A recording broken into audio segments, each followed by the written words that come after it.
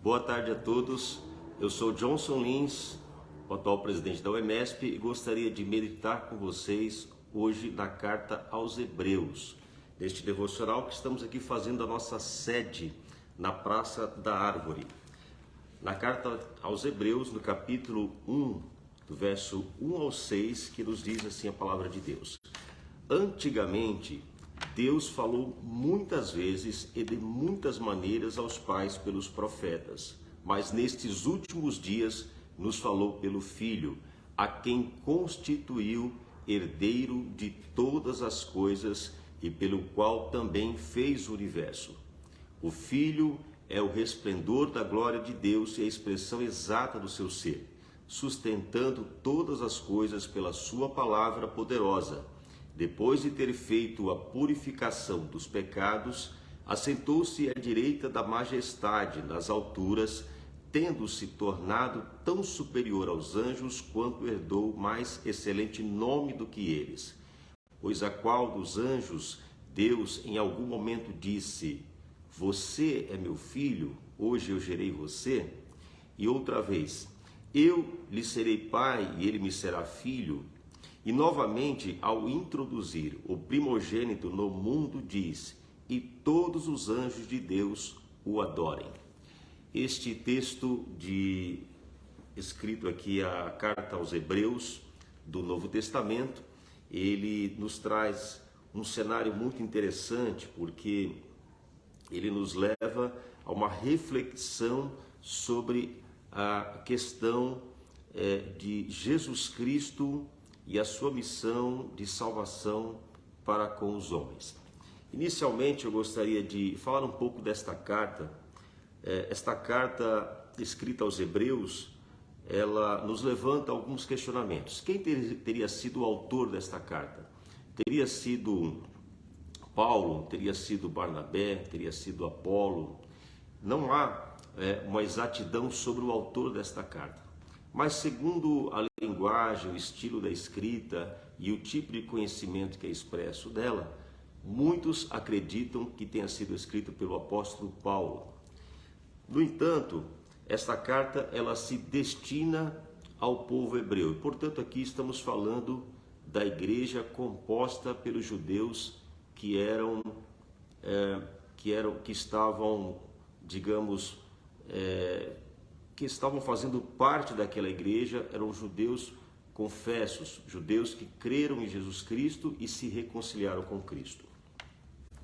Eles, então, tenham sido os principais receptores desta carta, já que toda a temática dela, desde o início, retrata, entre vários temas, principalmente sobre questões relacionadas à Torá, que era o Pentateuco, os 5 primeiros livros da Bíblia judaica, e trata inclusive das questões que se referem à família de Abraão e o surgimento do povo de Deus, também com relação ao papel de Moisés na libertação do seu povo e também a questão do povo ter chegado ao Monte Sinai para receber ali as leis do Senhor e as ordenanças de Deus, inclusive a aliança do próprio Deus, o papel do sacerdócio e do sacrifício durante todo esse período, principalmente com relação ao seu sacrifício feito no deserto, a peregrinação do povo no deserto. Então todos esses assuntos são muito tratados nessa carta.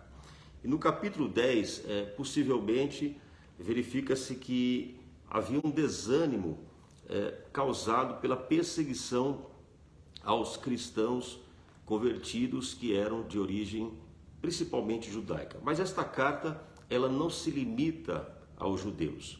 Ela também tem lições importantes para a igreja também, que era composta pelos gentios. Outro fato interessante, ela cita aqui 2 versículos onde nós fizemos a leitura. Ela cita o Salmo 2:7, onde diz: "O rei diz: proclamarei o decreto do Senhor. Ele me disse: você é meu filho, hoje eu gerei você". E também cita uma parte do segundo livro de Samuel, capítulo 7, verso 14, aonde está aquele pequeno texto, né? "Eu lhe serei pai e ele me será filho". Portanto, segundo compreendemos, o segundo texto complementa o primeiro texto. E inclusive o autor ele faz uma indagação, né? Pois qual dos anjos Deus em algum momento disse? Para qual desses anjos ele disse? Que você é meu filho, hoje eu te gerei, ou também eu lhe serei por pai e ele me será filho. Então, colocando aqui que Cristo, ele não era a altura dos anjos, ele não estava no mesmo patamar dos anjos, mas ele estava acima deles. Porque talvez no passado os hebreus tinham uma crença com relação à posição superior dos anjos, mas aqui se apresenta um que está acima deles. A carta também nos escreve aqui no capítulo 2, versos 7 ao 8, que está escrito assim: fizeste-o por um pouco menor do que os anjos, e de glória e de honra o coroaste. Todas as coisas sujeitaste debaixo dos seus pés. Ora, ao lhe sujeitar todas as coisas, nada deixou fora do seu domínio. Neste momento, porém, ainda não vemos todas as coisas a ele sujeitas. Vemos, porém, aquele que por um pouco foi feito menor do que os anjos, Jesus, que por causa do sofrimento da morte foi coroado de glória e de honra, para que pela graça de Deus provasse a morte por todos. Então, apesar de, como ser humano, Jesus estar menor do que os anjos, considerando a sua natureza, já que os anjos têm uma natureza diferenciada em relação à natureza dos humanos, ele foi coroado de glória, de honra. Por quê? Porque ele se submeteu à morte, ao martírio. Ele cumpriu a missão que lhe devia. Deus não chamou um anjo para lhe representar na terra nesta missão, mas Deus enviou o seu próprio Filho, Jesus Cristo, para que ele cumprisse a missão de salvar o mundo do seu pecado, salvar a humanidade dos seus pecados, das suas iniquidades, e abrir uma porta de salvação para que cada pessoa que se converter diante de Deus, cada pessoa que se reconciliar com Cristo, Filho de Deus, recebe, portanto, o direito da vida eterna. Em Hebreus capítulo 10, como havia dito anteriormente, versos 35 e 38, está escrito: portanto, não percam a confiança de vocês, porque ela tem grande recompensa. Vocês precisam preservar para que, havendo feito a vontade de Deus, alcancem a promessa, porque ainda dentro de pouco tempo, aquele que vem virá e não irá demorar, mas o meu justo viverá da fé, e se retroceder dele, a minha mão não se agradará. É bem possível que aquele que abandone a fé não tenha forças para retornar. Mas pela graça de Deus nós somos alcançados pela palavra que Cristo nos ensinou, e que os apóstolos, ensinando a igreja, também nos trouxe muito fortalecimento e edificou a igreja no fundamento que é Cristo. Porém, este povo, aqui referindo-se principalmente à igreja que era composta por judeus, estava desanimado pelas perseguições, estava possivelmente cansados, desgastados, desalentados, talvez olhassem para o futuro e não enxergassem uma saída para as dificuldades que lhe viam. Porém, a carta escrita à igreja, que contém elementos da história dos hebreus, que contém elementos do sacerdócio, que contém elementos do período da peregrinação, ela visa fortalecer, mostrando que todo este caminho percorrido foi para que chegasse até a vinda do Salvador Jesus Cristo. Era preciso que eles se fortalecessem, que eles olhassem para Cristo, porque a salvação estava em Cristo. Está em Cristo o sacerdócio eterno, está em Cristo o sacrifício eficaz, não havendo mais a necessidade de novos sacrifícios. Está em Cristo a mediação entre o homem e Deus, para que ele consiga se livrar dos males, dos seus pecados que lhe condenariam à morte eterna. Por isso, nesta tarde, eu deixo esta mensagem para o seu coração, que você, da mesma maneira como foi ensinada na carta aos Hebreus, nunca abandone a sua fé. Nunca olhe para trás, não olhe para as dificuldades, não enxergue a sua vida pelos problemas que você tenha passado e de alguma maneira tenha te enfraquecido, tenha desanimado.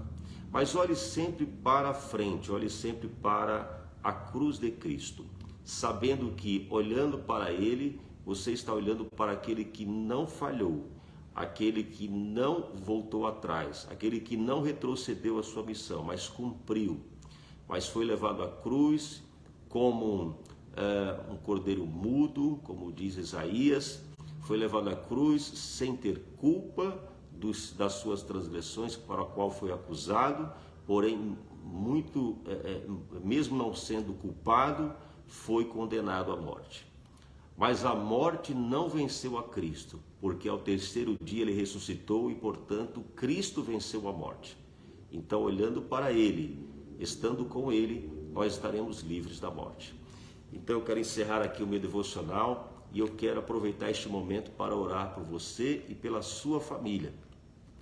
E eu quero que você, na medida do possível, onde você estiver, feche os seus olhos ou apenas receba esta oração, com fé, para que Deus possa fazer a obra na sua vida. Oremos. Senhor nosso Deus, Pai, Senhor Jesus Cristo, queremos mais uma vez aqui, Senhor, clamar pelas vidas que nos ouviram neste momento de devocional. Que esta palavra, a qual foi levada à igreja, aos Hebreus, a igreja que estava ali em Jerusalém, a igreja que estava na Judéia, ao povo que sofreu grandes perseguições por causa das promessas, ao povo que atravessou o deserto, aqueles que eram, de certa maneira, da linhagem de Abraão, e aqueles também que eram gentios e não eram da linhagem de Abraão, e assim como nós, igrejas, povo de todas as nações, muitas vezes sofrendo perseguições, muitas vezes sofrendo ataques dos nossos adversários, o inimigo das nossas almas que todos os dias tenta de alguma maneira causar desânimo no povo de Deus. Eu te peço, Senhor, pela tua proteção, eu te peço, ó Deus, para que nos cubra com a tua palavra, nos fortalecendo, para que tu nos alimente desta palavra todos os dias, para que tu nos coloque debaixo da tua vontade, que teu Espírito Santo habite em nós, e que as nossas casas, os nossos lares estejam seguros debaixo do teu querer, da tua vontade e do teu poder. Assim eu te peço por cada um daqueles que têm fé, para que, se aproximando de Jesus Cristo, recebam o direito da vida eterna em suas vidas. Assim eu te peço por esta pessoa que está nos ouvindo, por esta família, que tu coloque as tuas bênçãos em sua casa, em nome de Jesus. Amém. Eu quero agradecer a você, eu quero agradecer a sua família, que Deus possa continuar abençoando a sua casa, e eu quero deixar um convite especial. Dia 15 de julho, estaremos ali no Metroclube Jabaquara, próximo ao Pátio Jabaquara, fazendo uma confraternização dos metroviários de Cristo. E essa confraternização ela é feita pelos metroviários de Cristo, portanto os associados, seus dependentes têm acesso livre, e aqueles que são convidados, entre em contato conosco para poder reservar a sua participação. Será um prazer tê-lo conosco juntamente com a sua família. Teremos nesta ocasião, às 14 horas do dia 15 de julho, lembrando que o evento começa a partir das 11 horas e vai até o período do final da tarde. Então, às 14 horas, teremos uma palestra muito interessante com o maestro Nando Coelho e a sua filha, a Gabriela, que é pianista, e estará nos trazendo uma palestra muito interessante sobre a música, sobre a vocalização, sobre alguns instrumentos que eles trouxeram dos Estados Unidos, muito interessante. Então, ele inclusive estará dando aqui algumas técnicas vocais para que possamos desenvolver este lado da música e também não só desempenhar um bom trabalho musical, mas servir ao Senhor, né, com alegria, abrindo nosso coração como instrumento nas mãos de Deus. Eu quero então agradecer por tudo, lembrando que no dia 19 de agosto, se Deus permitir, estaremos ali na Universidade Mackenzie de São Paulo, na Consolação, para comemorar os nossos 30 anos de UEMESP, o nosso jubileu de pérola. Muito obrigado e Deus abençoe a todos vocês.